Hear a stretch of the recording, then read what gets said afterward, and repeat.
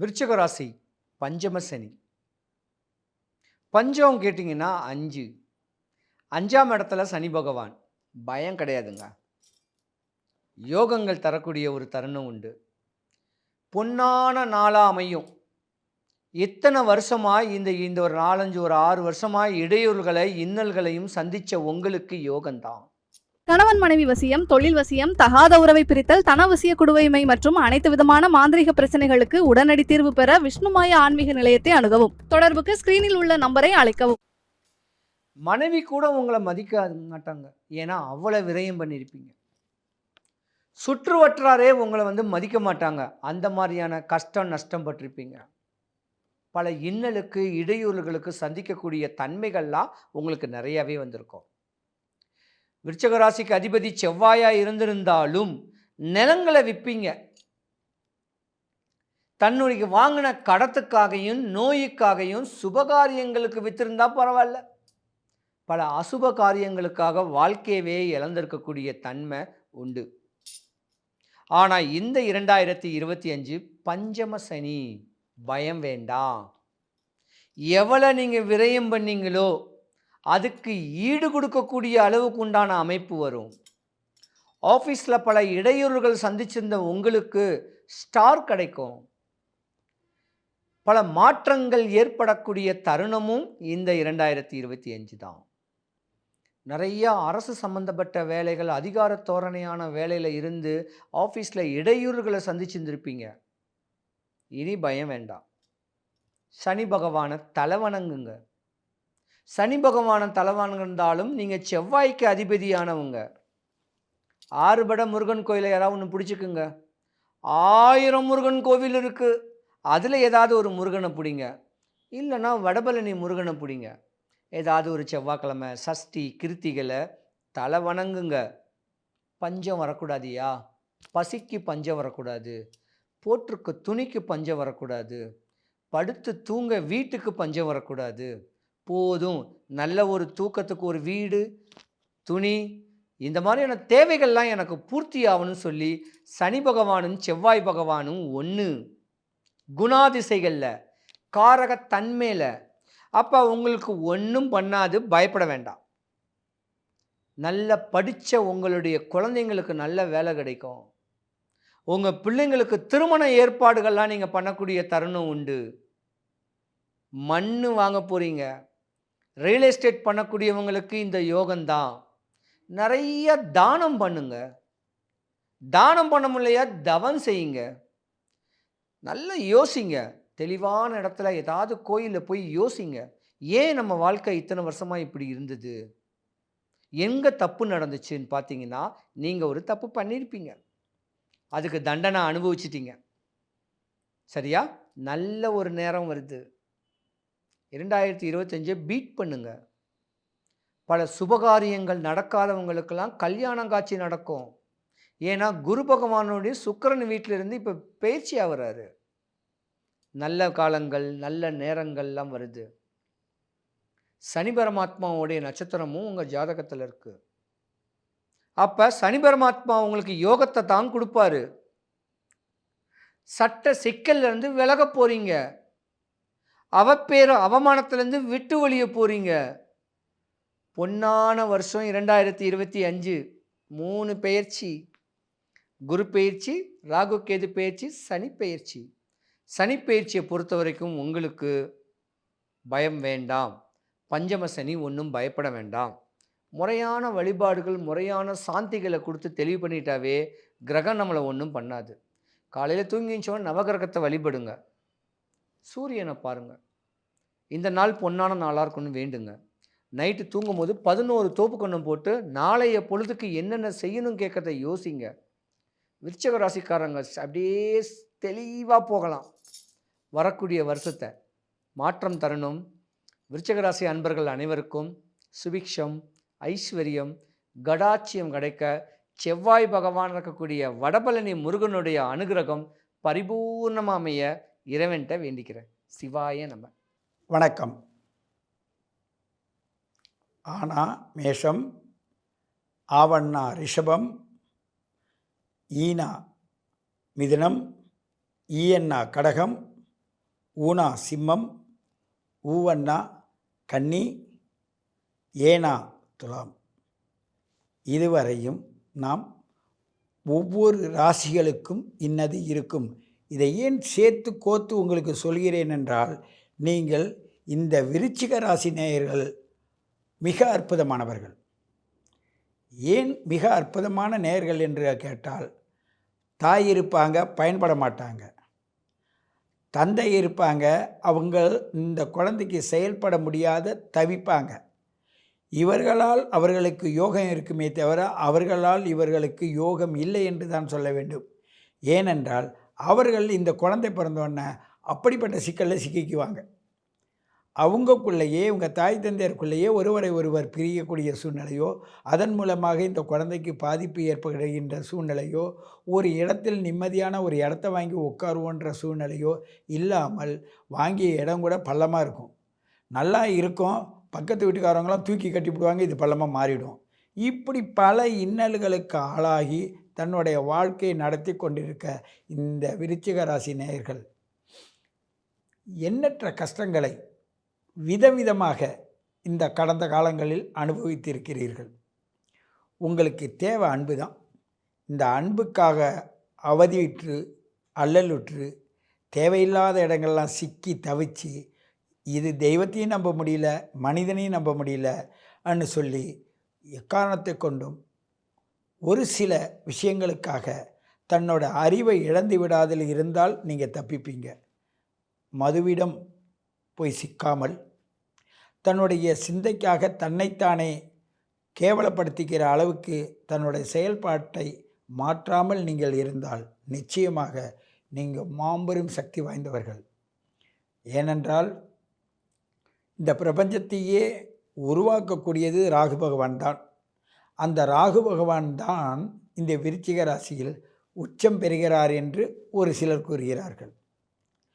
ஒரு சிலர் கேது உச்சம் பெறுகிறார்கள் என்று சொல்கிறார்கள்.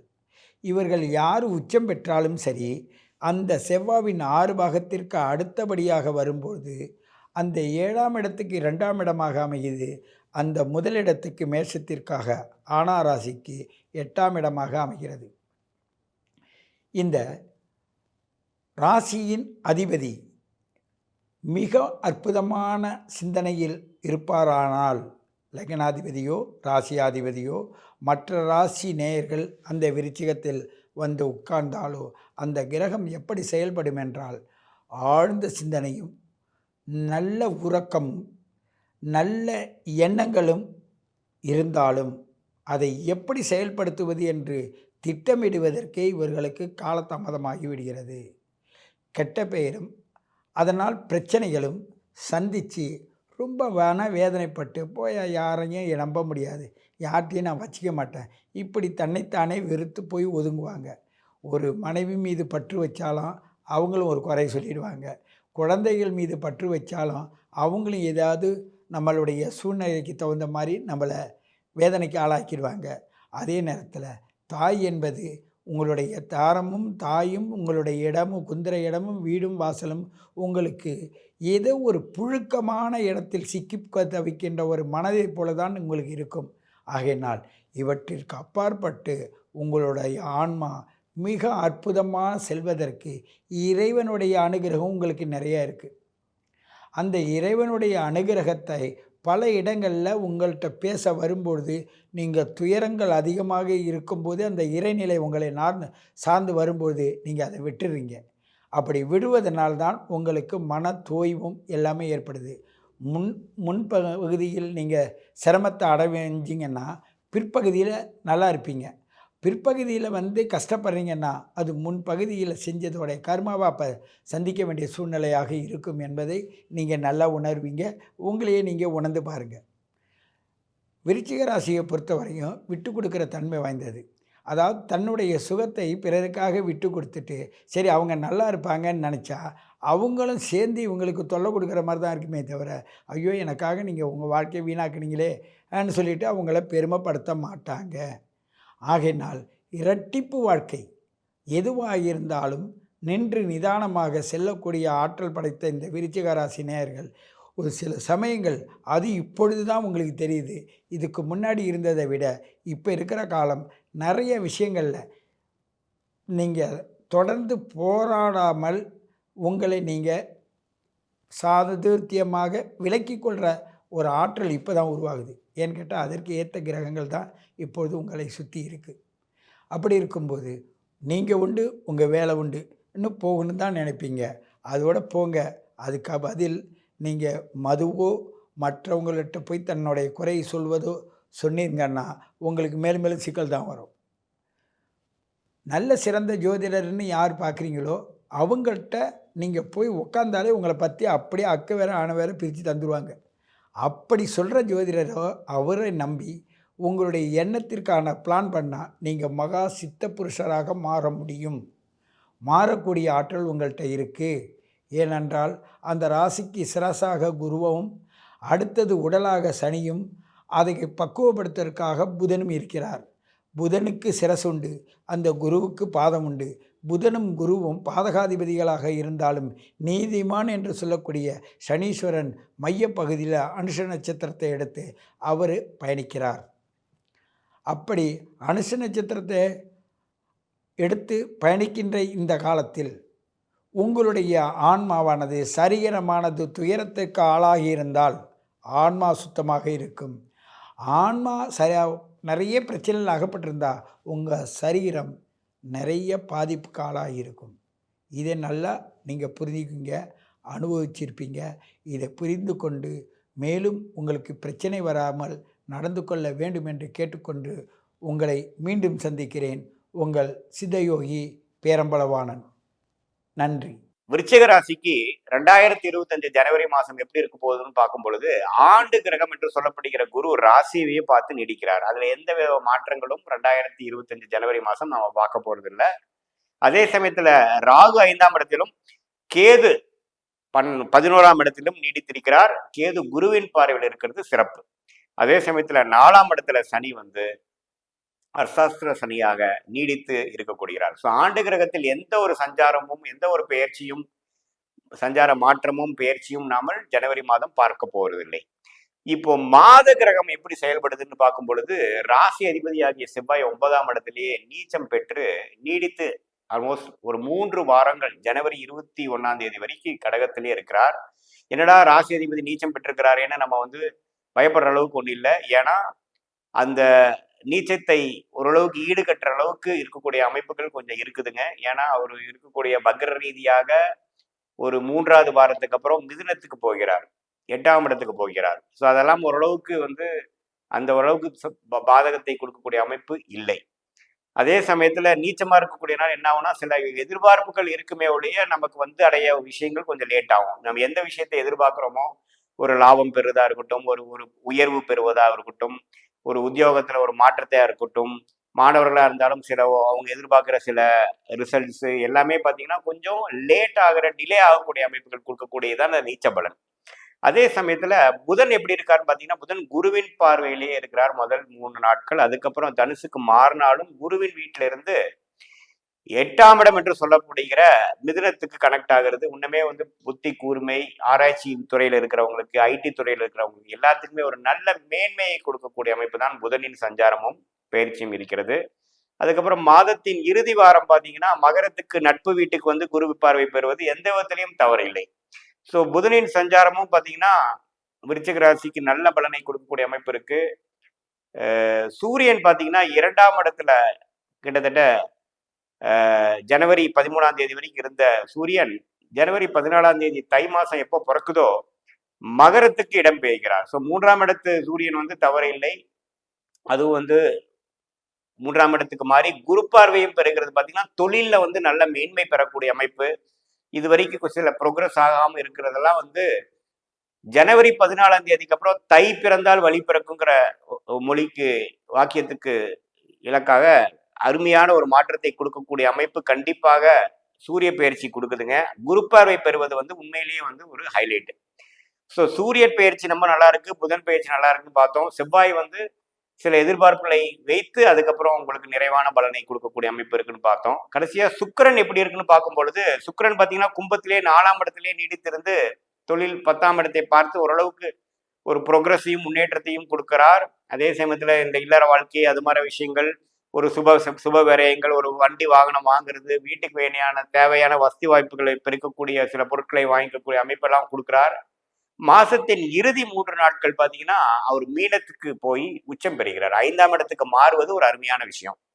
ஸோ இது எல்லாமே பாத்தீங்கன்னா மாத கிரகத்தின் பயிற்சியும் சஞ்சாரங்களும் நன்றாக இருக்கக்கூடிய அமைப்பு இருக்கிறனாலையும், ஆண்டு கிரகமாகிய குரு ராசியை பார்த்து நீடித்திருக்கிறனாலையும், என்னதான் சுக்கிரன் வந்து சனி வந்து 10ஆம் இடத்தை பார்த்து சில டிலேஸ் கொடுத்தாலும் சுக்கிரன் போய் அதை வந்து கொஞ்சம் நிவர்த்தி செய்யக்கூடிய அமைப்புகள் இருக்கிறனாலையும், மாத கிரகங்கள் நன்றாக இருக்கிறனாலையும், ராகு கேது 5 11ஆம் இடத்துல நீடித்திருந்து, இந்த 11ஆம் இடம் கிரக லாப கிரகம் வந்து குருவின் பார்வை பெறுவது வந்து நீடித்து, குறிப்பா கேது திசை நடக்கிறவங்களுக்குலாம் நல்ல ஒரு பாசிட்டிவான ஒரு வைப்ஸ் அண்டு ஒரு பலாபலன்களை கொடுக்கக்கூடிய அமைப்புகளை நீடித்திருக்கிறது. ஸோ ஜனவரி மாதம் எப்படி இருக்குதுன்னு பார்க்கும் பொழுது விருச்சிக ராசிக்காரர்களுக்கு ஒரு நல்ல மாற்றங்கள் நிறைந்த ஓரளவுக்கு ப்ரோக்ரஸ் ஆகக்கூடிய அமைப்புகள் தான் இருக்கு. பட் அதிகமாக ஃப்ரஸ்ட்ரேட் ஆகிறது, கொஞ்சம் உங்களுடைய வேகத்துக்கு சில விஷயங்கள் நடக்கலைங்கிற ஒரு விஷயம் வந்து ராசி அதிபதியை நீடித்து கடகத்தில் நீச்சமா இருந்து அப்புறம் வக்ர ரீதியாக 8ஆம் இடத்துக்கு போறதெல்லாம் கொஞ்சம் கொடுக்கும். ஸோ கொஞ்சம் இரிட்டேட் ஆகுது, ஃப்ரஸ்ட்ரேட் ஆகுறது, நம்மளுடைய பிளான் பிரகாரம் சிலது நடக்காம கொஞ்சம் இழுக்குதேங்கிறதுக்காக நீங்க வந்து மன அழுத்தத்துக்குள்ள போகக்கூடாது. இந்த மாதம் வந்து கொஞ்சம் அந்த விஷயத்தை மட்டும் நீங்க வந்து கண்ட்ரோல் பண்ணி பார்த்துக்கிட்டீங்கன்னா நல்ல பலன்களும், அடுத்த வரக்கூடிய மாதத்துக்கு வேணுங்கிற ஒரு அருமையான ஒரு ஸ்ட்ரெச்சுக்கு வேணுங்கிற ஒரு அடிப்படை கொடுக்கக்கூடிய அமைப்புகள் கண்டிப்பாக இந்த விருச்சிக ராசிக்கு ஜனவரி மாதம் 2025 இருக்குன்னு பார்த்துக்கணும். மாணவ செல்வங்களுக்கும் பார்த்தீங்கன்னா புதன் ஆல்மோஸ்ட் நல்ல ஒரு சஞ்சாரத்தில் இருக்கிறதுனால குருவின் பார்வை பெறுவது, புதனோட வீட்டையே பார்க்கிறது, இப்படிலாம் இருக்கிறது பார்த்தீங்கன்னா நல்ல அறிவு கூர்மை, கான்சென்ட்ரேஷன், எக்ஸாமினேஷனுக்கு ப்ரிப்பேர் பண்ணக்கூடிய அமைப்பில் ஒரு கான்ஃபிடென்ஸ் லெவல், ரிசல்ட்ஸ் படிக்கக்கூடிய அளவுக்கு ரிசல்ட்டும் கொஞ்சம் வரக்கூடிய அமைப்பு, இது எல்லாமே வந்து ஜனவரி மாதம் வந்து ஒரு நல்ல ஒரு டேர்ன் அரவுண்டு, நல்ல ஒரு மாற்றத்தை கொடுக்கக்கூடிய, நல்ல ஒரு கிளாரிட்டி கொடுக்கக்கூடிய ஒரு மாதமாக வரக்கூடிய மார்ச் ஏப்ரல் வரக்கூடிய எக்ஸாமினேஷன் தேர்வுகளுக்கு வந்து ஒரு நல்ல ஒரு அடிப்படை விஷயத்தை கொடுத்து ஒரு ஃபவுண்டேஷனான சில கான்ஃபிடென்ஸும் சில ப்ரிப்பரேஷனும் கொடுக்கக்கூடிய அமைப்பான ஒரு மாதமாக விருச்சிக ராசிக்காரர் மாணவர்களுக்கும் ஜனவரி மாதம் நன்றாக இருக்கிறது. ஸோ எல்லாமே பார்க்கும் பொழுது ஒரு அருமையான ஒரு மாதமாக நம்ம பார்க்குறோம். இது வந்து ஒரு பொதுவான பலனை தவிர உங்களுடைய நேரம், பிறந்த நேரம், பிறந்த தேதி, பிறந்த ஊர் பொறுத்து வரக்கூடிய ஜென்ம ஜாதகத்துல வந்து என்ன தசாபுக்திகள் போய் கொண்டிருக்கிறது, இந்த தசநாதன் கோச்சாரத்தில் நம்ம பேசின கோச்சார அமைப்புல எப்படி இருக்கிறார், புக்திநாதன் எப்படி இருக்கிறார், அதெல்லாம் பலாபலன்கள் வந்து தசாபுக்திகளோட நம்ம சேர்த்து பார்க்கும் பொழுது ஒரு துல்லியமான பலன்கள் அடுத்த 2 வருடங்கள் எப்படி வரப்போகிறது, எது மாதிரி முடிவுகள் எடுத்தால் நமக்கு சாதகமாக வரும், எப்படி நம்மளோட வாழ்க்கை பாதை மாறப்போகிறதுங்கிறதுலாம் நம்ம துல்லியமா பார்க்க முடியுங்கிறது அன்பர்கள் நீங்க தெரிந்து கொள்ள வேண்டும். இது ஒரு பொதுவான பலன் என்பதை நீங்க தெரிந்து கொள்ள வேண்டும். மீண்டும் மற்றொரு காணொளியில் சந்திப்போம். நன்றி, வணக்கம்.